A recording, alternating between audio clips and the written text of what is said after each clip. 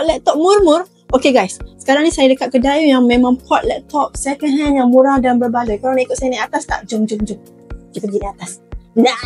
Port laptop murmur ada dekat sini. Nak gaming, nak belajar, nak kerja, semuanya ada. Ready tak korang nak tengok?